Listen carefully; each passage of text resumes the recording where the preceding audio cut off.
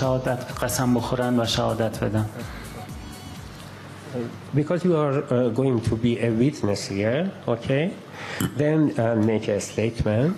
Then under the criminal procedure, okay? Code of criminal procedure of Iran, okay? If you say anything that is falsified, then you will be prosecuted under the law. Do you understand this? And then are you ready, still you are ready to give a statement or not? I am, I understand. خیلی خوب. ظاهرش یه سکانس کلاسیک فیلم‌های دادگاهیه. لوکیشن رو چیده، مثلا قاضی داره، مترجم، شاهد، جمعیت، اکشن. ولی از توش سکانس کمدی بیرون اومده. همسر شهید و فرزندانشون اگر در جلسه حاضر هستن به عنوان شاکی اگر اجازه بفرمایید در جایگاه حاضر بشن. ابتدا همسرشون اگه تشریف دارن در جایگاه قرار بگیرن یا فرزندانشون.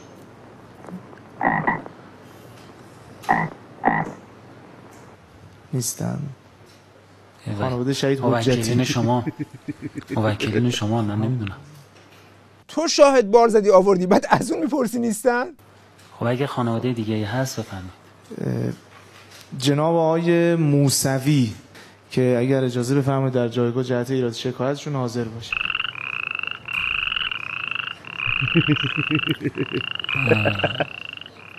اگر به جهت طولانی شدن دادگاه اینها رفتن، چون میخوام تنفس رو اعلام کنم چون ساعت اذانم هست. خب معلومه دیگه طرف دیده اینجا ناهارم نمیدن، رفته جای دیگه که سفره پهنه. حالا توی همچین سیرک مضحکی از تو عمامش یک افریته رو کشیده بیرون که از انگلیس اومده اینجا چیکار کنه؟ I am English. I live in the United Kingdom. I'm here actually to visit family. برای ملاقات خانواده‌ام اومدم اینجا. آره دیگه، من انگلیسیم، اما درست در روزهایی که دولت انگلیس به همه شهروندانش هشدار داده که به ایران سفر نکنید و خطر گروگانگیری داره، من اومدم خانواده‌مو ببینم. بعد از این بغل داشتیم رد می‌شدیم، یهو دیدم اینجا یه دادگاهه. گفتم بیام دوری بزنم. چقدر اتفاقی. ولی همچین دست پر اومدم با 6 تا کتاب.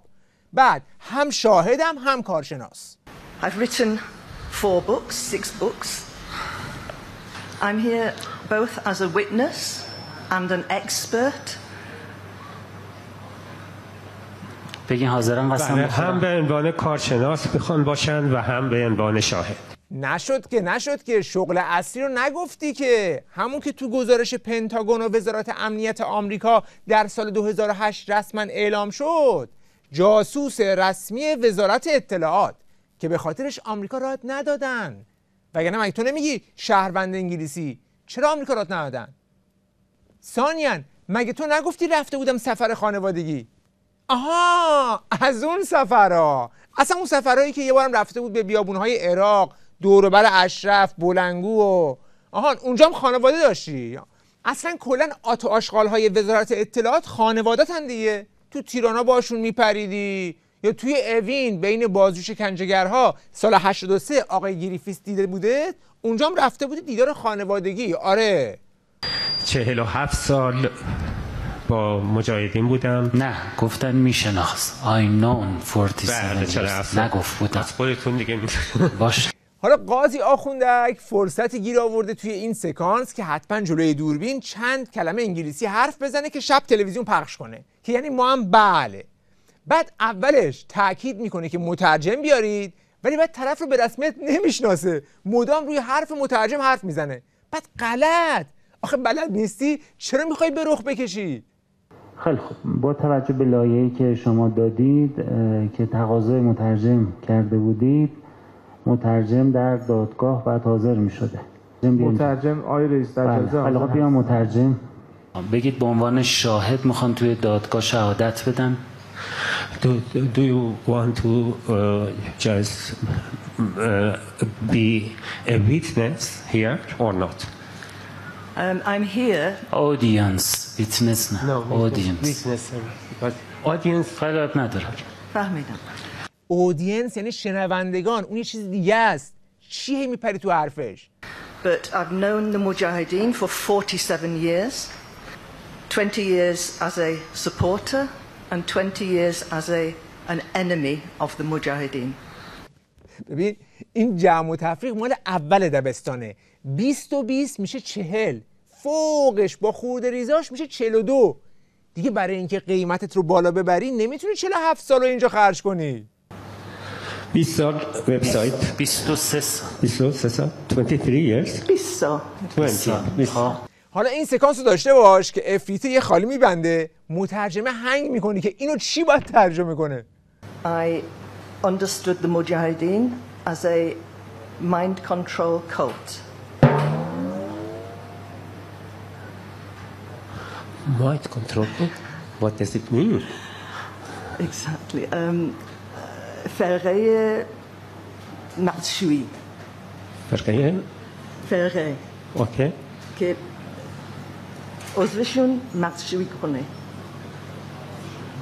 مقصوی brain washing. Do you mix magic? No. Not magic. Not influence on their mind. Influencer.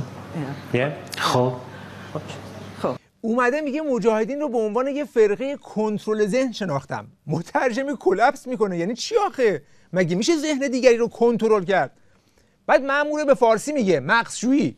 باز مترجم فکر میکنه داره شوخی میکنه. مگه آخه چجوری؟ با جادو جنبل منظورته؟ دیگه قاضی بیپره وسط که این صحنه رو جمع کنه. اون آن سینگلتون هم تاییدش میکنه. یعنی کاملا با اون آخوندک قاضی همزبونه. Influencer. Yeah. خب خب. خب. البته مترجمه هنوز قانع نیست ولی با زبان بدنش داره میگه باشه دیگه چاره‌ای نداریم. خلاصه اینکه وزارت اطلاعات توی این شرایط دم آخری هر چی مأمور این ور اون ور کاشته بود و داره توی این دادگاه رونمایی میکنه.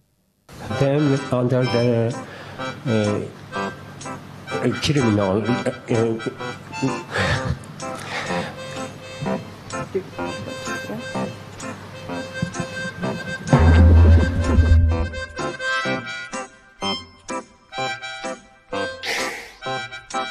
کلاً این سکانس کمدی بین این زن مأمور که یه ذره فارسی بلده و قاضی آخوندکی که میخواد پوز انگلیسی حرف زدن بده و مترجمی که دست و پا شکسته با یادداشت میخواد اینجا ارتباط برقرار کنه بیشتر آدم رو یاد سکانس سرقت بانک وودی آلن میندازه. میخوایم بانکو ببینیم؟ آره جونه.